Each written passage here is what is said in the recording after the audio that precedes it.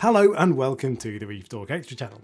Now it will come as a surprise to nobody that I've changed my lights on my main tank about a year after I did so last time. The lights I've gone for are the Reef Reef Flare Pro M Blue Spectrums, so today I'm going to tell you everything you need to know about them and I'll give you my first impressions. Before I do that though, it's disclaimer time. These lights were given to me for free by Reef Factory and I get to keep them after I've made the review. Reef Factory don't get to see this video before you do and they don't get any input in what I say, and in fact I'm free to say whatever I want about them, both good and bad. And finally, I've only had them for a few weeks, so these are just my first impressions. Alright, with that being said then, let's get stuck in. First up then, what are these lights? Well, this is the blue spectrum version of the Reef Flare Pro Full Spectrum. So while it has the same quantity of LEDs as the full spectrum, the colours are in different ratios, and this of course has more blue and fewer white LEDs. I have the M, which stands for medium, but it is also available in small and large versions. The small has 1 puck of LEDs, the medium that I have has 2, and the large has 3. That's what it is then, so now let's take a look at the physical appearance of the light in terms of the build quality and design. And I think it's fair to say that it's a pretty handsome beast. The end panel is gloss acrylic and leads to a point at either side, and the body of the light is pretty much all aluminium heatsink, which lends it a solid premium feel. And I think the heatsink grills look pretty cool, if you'll pardon the pun, and the light overall has a very sleek, slim profile. It measures 31.5 centimeters long, 16 centimeters wide, and 3 centimeters tall, so it has roughly the same size footprint as a Radeon XR30. The LEDs on the underside are in 2 square clusters and have hemispherical lenses, which Reef Factory says give the light an 80 by 70 centimeter coverage, although that's probably optimistic, and I think most people would want one of these to cover a 2-foot square or 60 centimeter square. Overall though, I think it's a good looking light that looks nice above the tank, which of course is the least important thing about a reef tank light, but it still scores a point.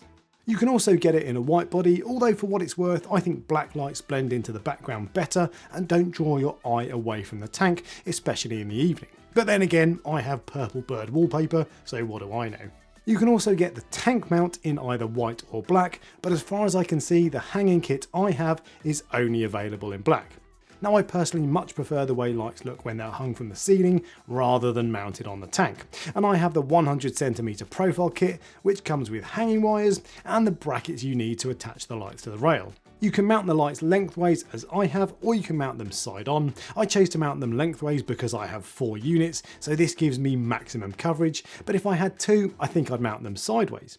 And at this point I should say that 4 of these lights is overkill on a 4-foot by 2-foot by 2-foot tank.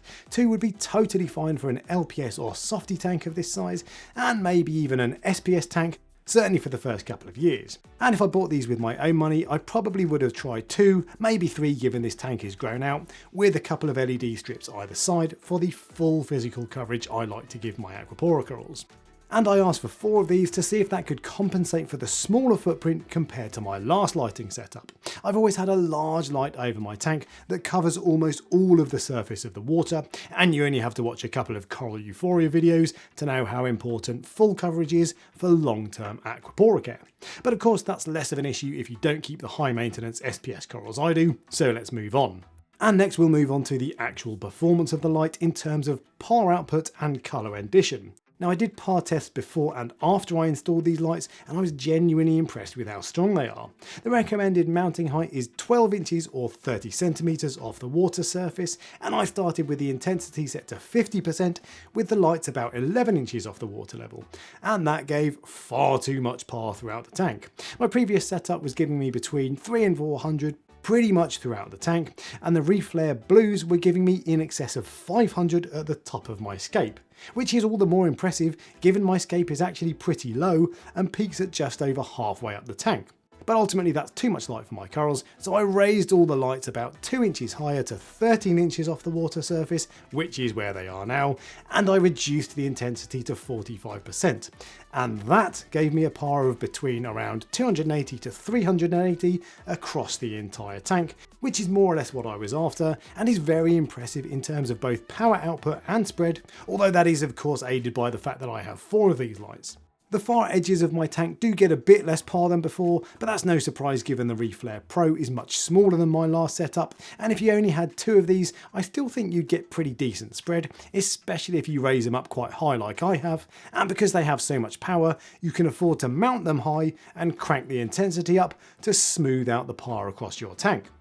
Part of the reason the performance was so surprising to me was that these lights are only rated at 135 watts, which on paper is not a lot of horsepower.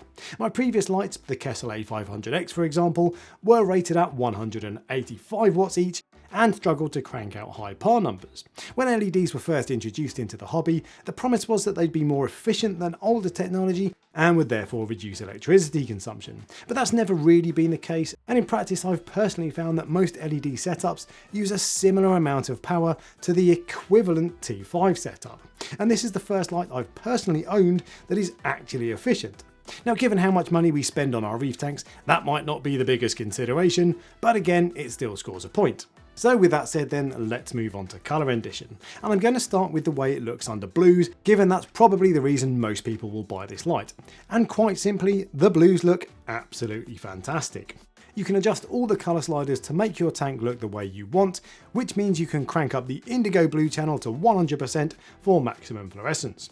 And it's that indigo blue colour at a spectrum of 450 nanometers that brings out the brightest fluorescence in our corals. And the Reef Flare Blue has 50% more indigo blue LEDs than the full spectrum Reef Flare, so it does a better job of fluorescence. This is how I have my light set for the last 3 hours of the evening, with indigo blue at 100% and blue at 10%, and the fluorescence really is as awesome as anything I've seen. It gives a really deep blue and just makes my corals look awesome. One of the reasons I wanted these lights in the first place was because my previous setup didn't look very good on camera and didn't look very good to my eye in the evenings, and the Reef Flare Blues have well and truly fixed that. In the past I've had lights from Ecotech, Aqua Illumination, Kessel, Reef Bright, plus a few more, and none of them match how good the fluorescence looks under the Reef Flare Blues. In fact, the only light I've had that looked as good as these under blues was the Evergrow IT5012, which is the king of Chinese black box lights and a criminally underrated option. But as with everything in life, when one thing is good, there is always a trade-off. And with the Reef Flare Blues, the trade-off is the way they make your tank look during the day under a whiter spectrum.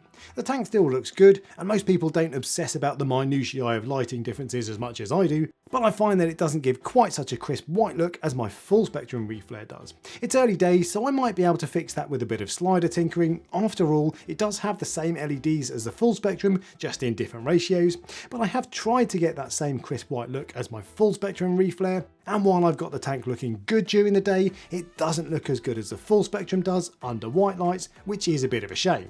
So for now, my tank doesn't quite have that extra gloss you get with an LED light tuned for a whiter spectrum. And the best way I can describe it is that the Reef Flare full spectrum version is an 8 out of 10 for both blues and whites, whereas the blue spectrum version that I have is a 7 out of 10 for whites and a 9 out of 10 for blues. And the last thing I need to tell you about performance is the shimmer. I personally love a bit of shimmer, which is why I often have Kessels on my tank, and like most other lights, the Reef Flares can't lay a glove on Kessels when it comes to shimmer. They do give a little shimmer which looks pleasing enough, and it's totally fine for me, but it is fairly muted for my ideal tastes. If you look closely at the sound bed, it is a tiny bit staticky, but it's pretty comparable to similar lights like the Radions, and I don't see any of that nasty colour separation that BRS call disco balling, even when I set the red and green channels to 100%. Next up then is practicality and features. Now I've already covered off all of the practical and functional matters in my review of the full spectrum Reef Flare, which I'll link at the top of the screen and in the description below. But briefly, the Reef Factory app is excellent, best in class in fact, and very intuitive. It has a couple of cool features such as the timer mode that changes the spectrum and intensity for a fixed period of time of your choice. So you can have a 10-minute timer for example for all blues in order to take photos or just show off to your mates, a 100% white mode for maximum visibility during water changes, or an all red mode so you can see what's going on in your tank at night without the critters being able to see you. And the lights will revert to your usual schedule when the timer is up. And next I want to tell you about the price and value against its competitors. In the UK, these cost £700 each, which for reference is £75 more than an AI Hydra 64 and £100 less than a Radion XR30. So where do they sit in the market then? Well, in terms of coverage and par output, I think they're broadly in the same category as an XR30, a Hydra 64 or a Kessel A500X, in that I'd want one of these for a 2-foot tank, two for a 4-foot tank, and so on. Although, as I said earlier, I would of course personally want more for a grown out aquapora tank like mine. But I do need to be clear that this isn't a comparison, and I'm just telling you what lights I think this one is going up against. So I'm not saying the Reef Flare is as good as an XR30 and £100 cheaper, or that it's no better than a Hydra 64 but £75 more. All reef tank lights, even lights in the same category, have different power outputs, spectrums, mounting heights, pros and cons, and so on and so on. So the Reef Flare will compare favourably to the lights I've mentioned in some areas and unfavourably in others. Which light is best for your setup depends on your requirements, and the purpose of this video is simply to tell you what you do and don't get from the Reef Flare Blue to help you make your buying decision. Before I give it a final verdict then, I want to tell you the 5 things I like about it and the 5 things I don't like, starting with the things I did like. And first up, it's that they are silent and the cooling fans haven't come on once yet. Now, to be fair, I only have the intensity set to 45%, and I'm sure the fans will come on if you crank the intensity up, but the point is that the heatsinks do a good job at the levels I've tested and keep my lights running silent. Secondly is the control over the colour red, and if you crank that up to 100%, it will make any red or pink fish look absolutely fantastic, and it shows colours on my mystery wrasse and scarlet hawkfish that I haven't seen so brightly before. To my taste, I don't like the way that makes the tank look all the time, so I have a photography timer mode with reds at 100% for when I want to show off certain fish. The third thing I like is that you can export and share your settings, which means that if you see another Reef Flare user whose lights look awesome, you can ask them for the settings file and copy them over to your light. The fourth thing I like is the acclimation mode. Now that allows you to set your lights to ramp up from one intensity point to a higher point over the course of between 2 and 30 days. So if you want to gently increase your lights from 50% to 80%, for example when you first install them, you don't need to remember to do so manually every day. And as with everything else in this app, this is the most intuitive and easy to use implementation of an acclimation mode that I've seen. And saving the best for last, the fifth thing I like is of course the fluorescence under blues. And having largely avoided taking photos or videos of my tank for months now, I'm now proud to show off footage of my corals again, and I now spend more time looking at my corals in the evening than I did before. It's not all good though, so here are the 5 things I don't like. The first thing I don't like is the implementation of the schedule sharing. While it's great that you can share and copy other people's settings, you actually need to email the digital file. So you can't just copy and paste a link, which means nobody worth copying will want to do that for you unless they're your friend. Although I am hoping that's something Refactory can add in a future software update. The second thing I don't like is that the power cable from the light to the power brick isn't very long. That part of the cable is around 5 or 6 feet, which is just about enough for my install, and there is plenty of cable from the power brick to the wall socket, but the shorter first part of that cable could restrict where you can place the power brick on your setup, so you do lose a little bit of flexibility, and it's worth checking the distances before you buy. Related to that is that the power cable points down when it exits the light instead of up towards the mounting bracket, which would have been a little bit neater given you'll want to tie the cable to the mounting bracket.